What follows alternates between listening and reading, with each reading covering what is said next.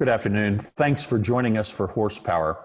You may notice that we have set up a little bit differently today since we are in the midst of the COVID-19 crisis. We've decided to conduct our interviews remotely to allow for social distancing as well as the safety of our participants.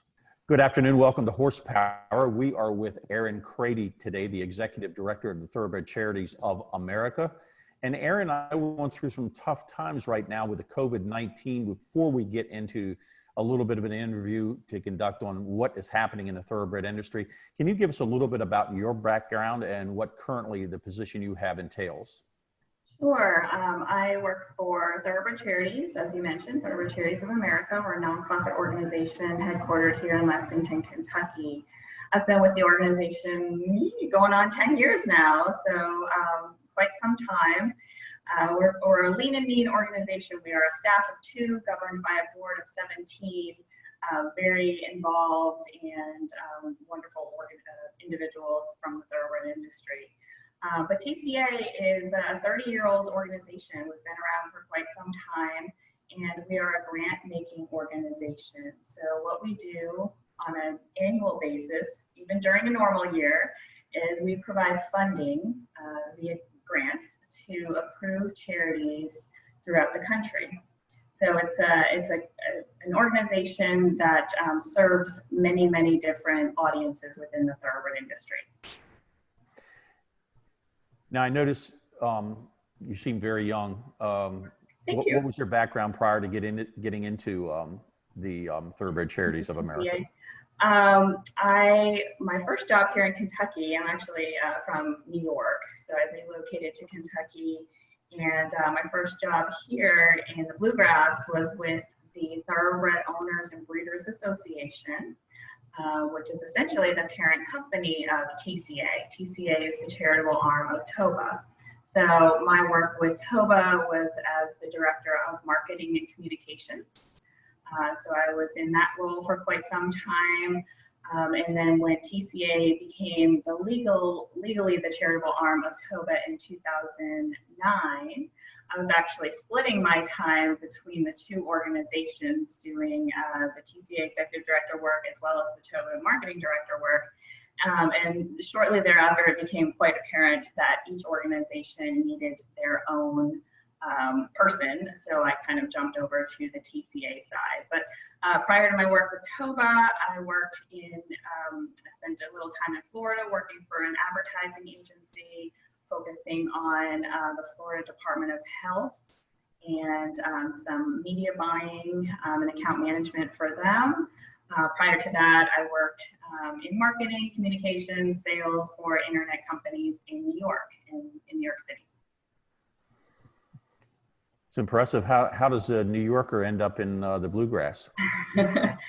You know, I grew up riding horses. I grew up riding hunter jumpers. The last horse I owned was an off-the-track thoroughbred, and that was well before I had any connection to the thoroughbred industry. So it's been, I'm very lucky to be able to blend, my hobby with my profession. So, as they say, Lexington is the horse capital of the world, and I tend to agree.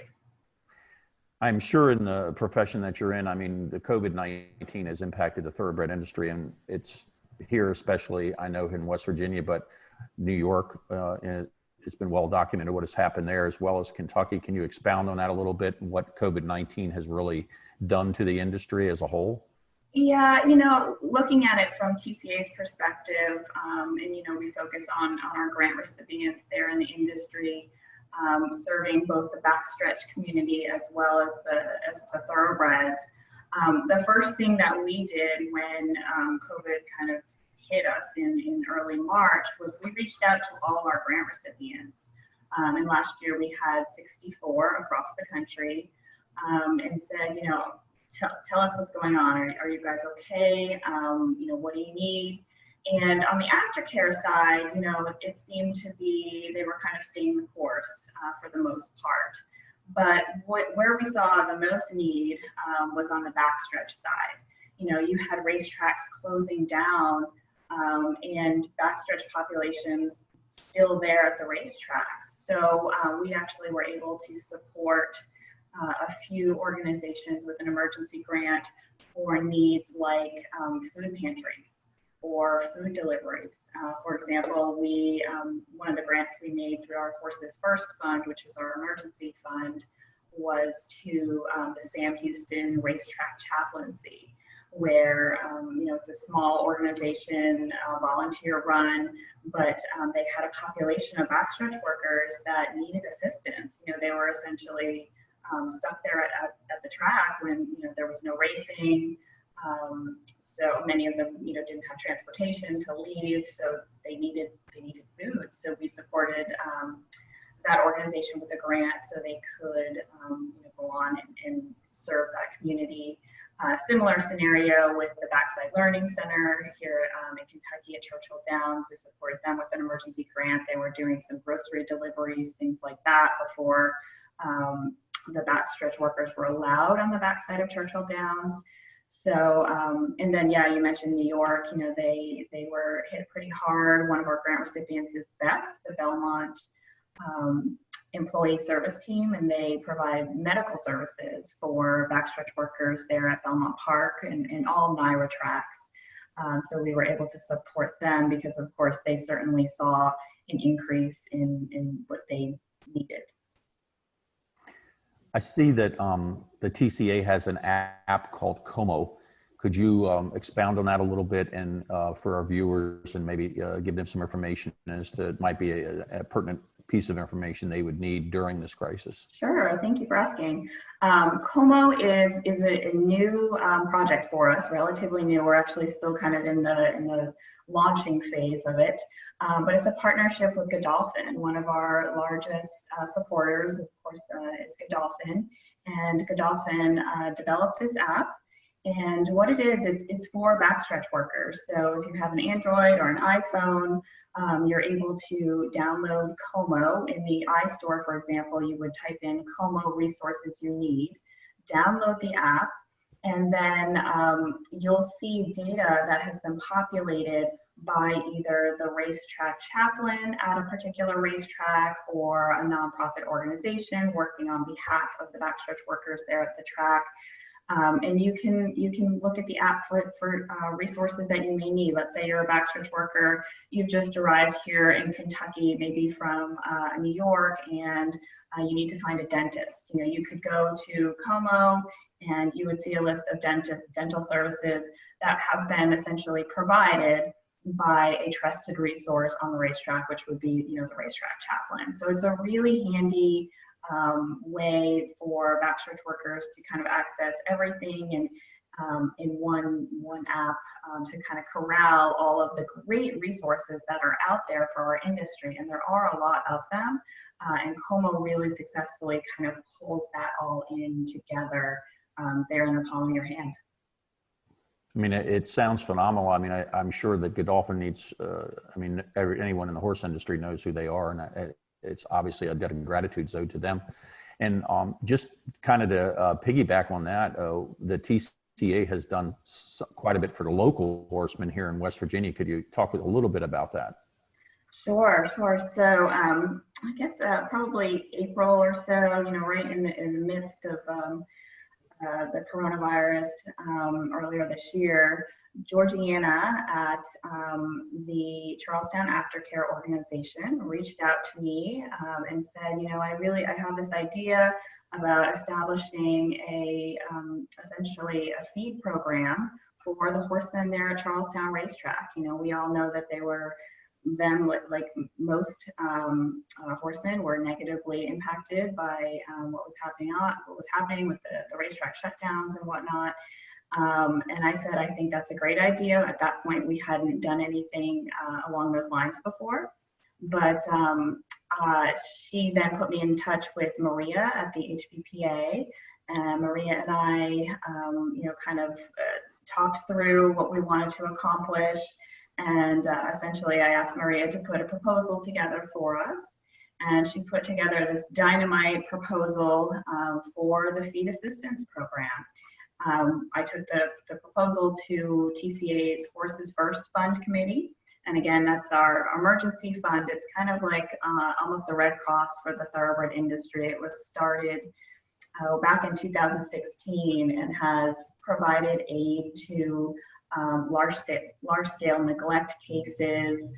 We use the fund for the for the horses in Puerto Rico during Hurricane Maria, when the track was just ravaged by the hurricane. We sent some assistance to San Luis Rey Downs when the fires occurred out there in California. So this fund, started by Ellen J. Foxwoods, has just been fantastic for these emergency situations. So anyway, I took Maria's proposal to the Horses First Fund committee. We reviewed it. We said, yes, this really, fits within the guidelines of the fund and meets the fund's mission. And we were able to implement her proposal, and essentially, she went through and put together something really that's need-based.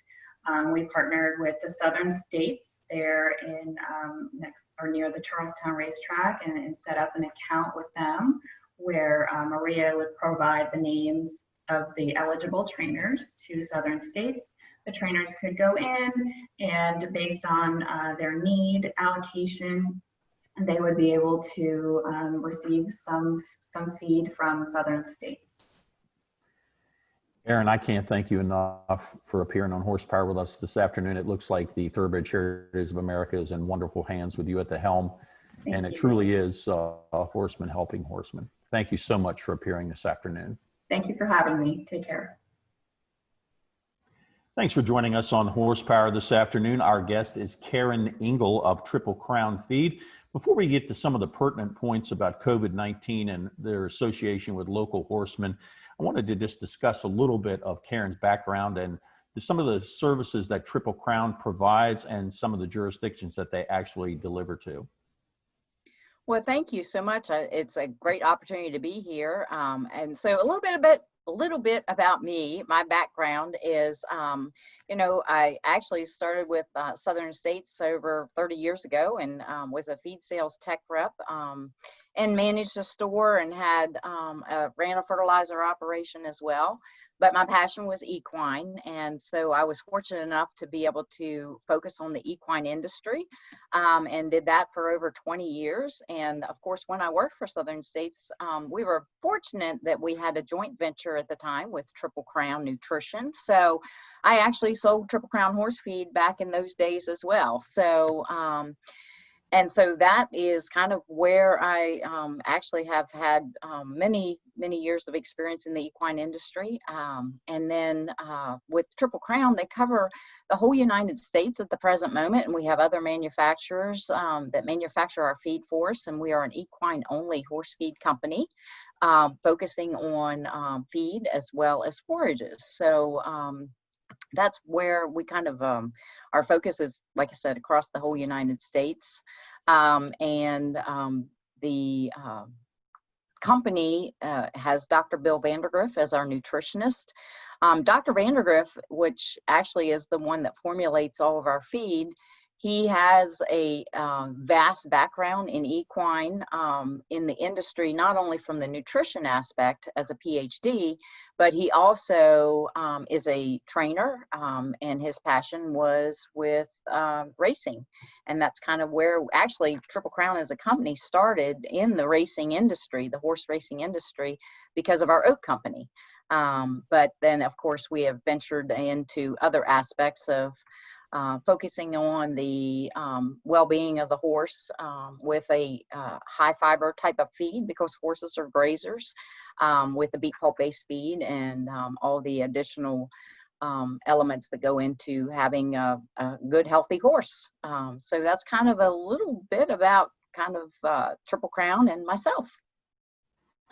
Well, it does appear, as you've alluded to, that Triple Crown has a very scientific approach to their feed program. And could you kind of just talk a little bit about the COVID-19 virus and its impact on horsemen throughout the United States, which, as we know, the company services literally to 50 states? Yes, sir. And what's unique with the COVID-19 is the fact that, yes, all aspects of the equine industry have been impacted, but some more so than others because of just the nature of the business. When you know, you're an owner of horses, you still have to feed them, you still have to take care of them. And so those aspects don't change. What's changed with the COVID-19 is the ability to generate income.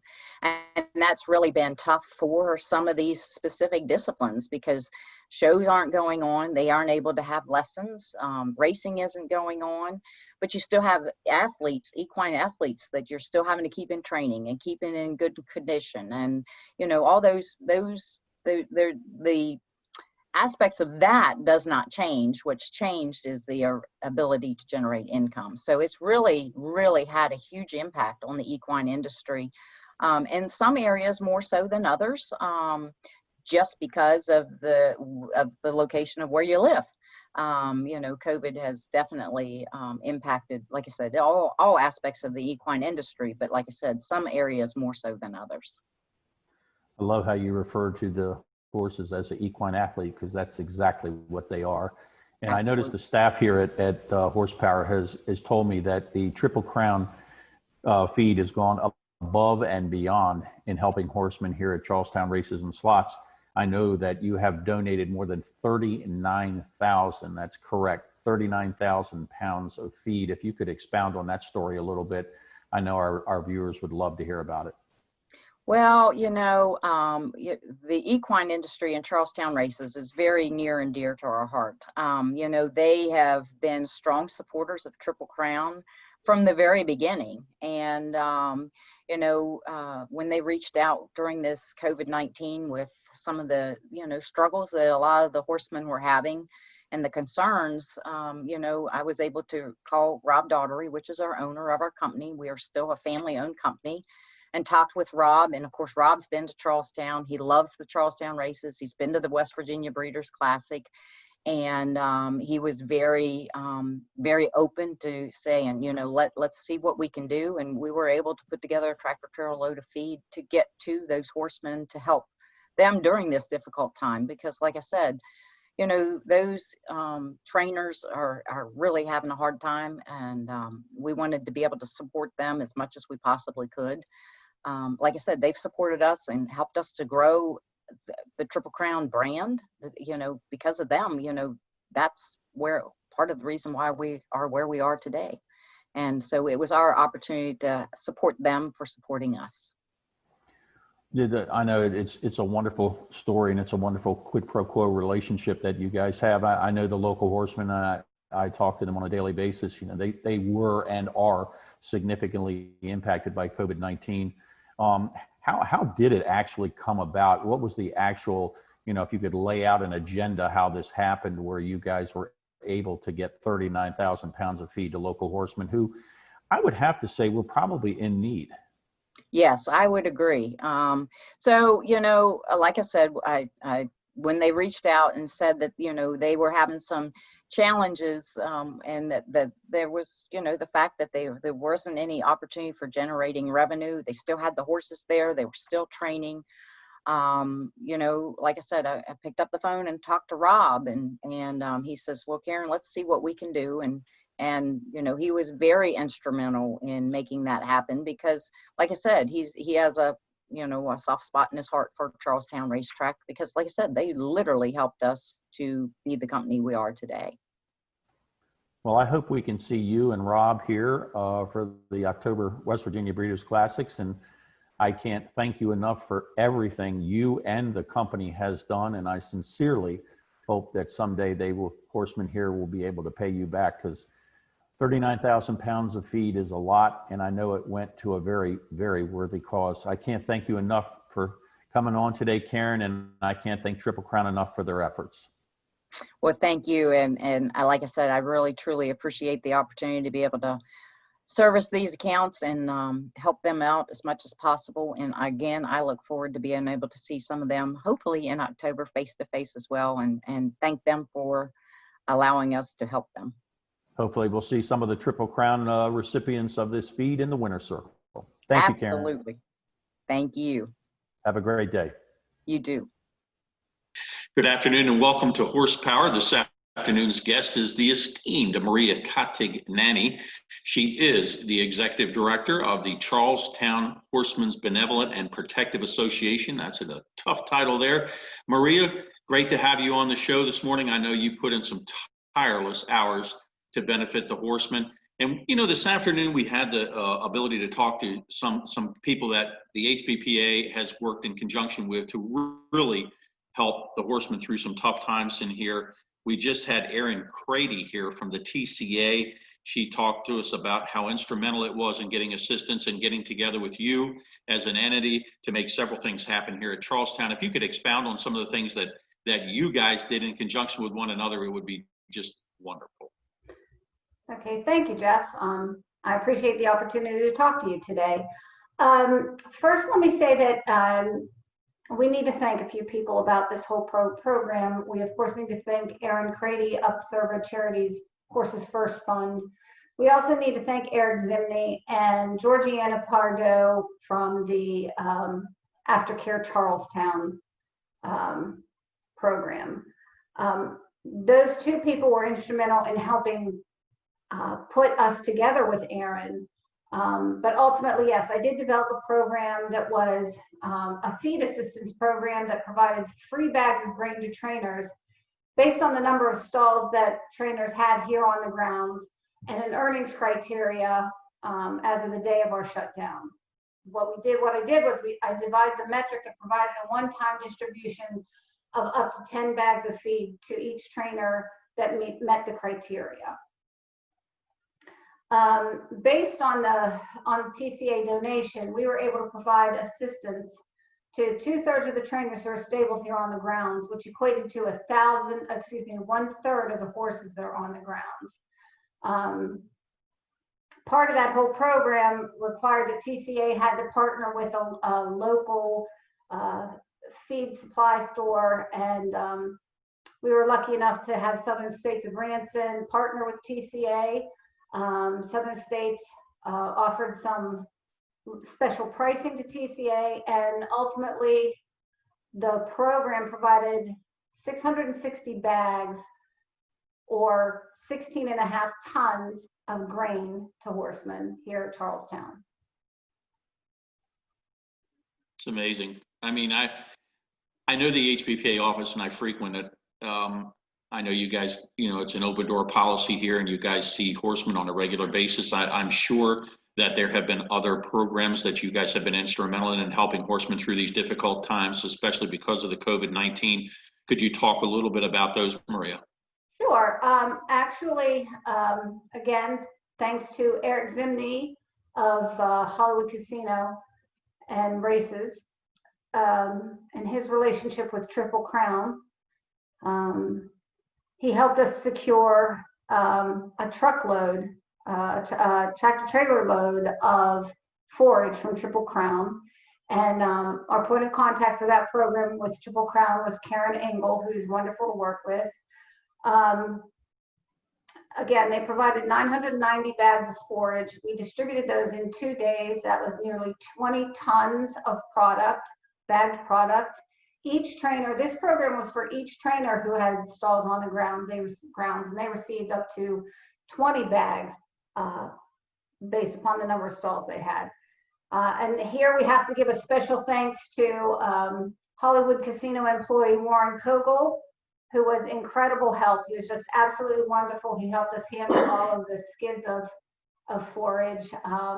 He helped with the distribution through those 2 days. One day was really, the weather was awful, but my help was, I was out there, but my other help was Georgiana Pardo from Aftercare Charlestown and my office assistant, Darla Gage. And they were both an incredible help, helping get that product, on everybody's truckloads and getting them out of there, getting those bags out of there. Hey, listen, on a day-to-day basis, I thank everybody in the office here. Darla does a phenomenal job, as well as you. Can't thank Eric Zimney enough for his help. Could you talk a little bit about maybe the food drive that also was instrumental in helping people on the backside? Sure. Okay, so of course we have a chaplaincy that does have a food closet. But when we realized what was happening, the board immediately said that they wanted an interim food bank and they wanted us to distribute food from here in the office. We did that. We solicited donations from members of our community, the horse racing community, and they provided enough funds that we could pack 576 bags of food, which provided over $2,000 a meal, 2,000 meals for the horsemen. And we distributed those bags over 8 weeks. There was no requirement. If you just came to the door, if you said you needed help, we distributed bags, and we did that for 8 weeks. You know, I can't express enough to you through this whole process what it's like to have somebody look you in the face and have tears in their eyes and just say, thank you so much. You know, whether it was for the food or it was for the forage or the grain, people were just so grateful. You know, and it just puts focus on how much the horsemen are willing to help each other. Something that happened with the track kitchen, you know, through all of this, we had one benefactor who, for the last 4 weeks before we went back to racing, he donated $1,000 a week to the track kitchen vendor so that they could provide free and reduced meals provide costs that were free or reduced for the people who needed help. They couldn't afford to buy their lunch. And then, you know, the track kitchen vendor, who it is Brenda and Jim Wilhelm, they've been just absolutely wonderful. Maria, we're running out of time, but if we could implore you to stick around for the next episode, we'd like you to talk a little bit about COVID-19 and its impact on the local horse industry. Okay.